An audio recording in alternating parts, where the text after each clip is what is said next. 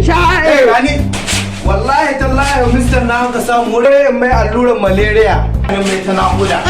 ka ce ka mai alluran malaria ka mai tanakuda to ai waye kai amma Mr. na zai warki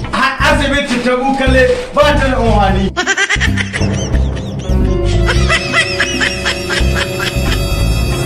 subhanallah bi ka horo da gaban Allah wallahi wai dan uwana ne a mai alluran malaria sai an kame ta nakuda to ai waye kai inna lillahi alluran nakuda to ni na ma ji na warki ya ke wallahi sai amma ita nas rike man shi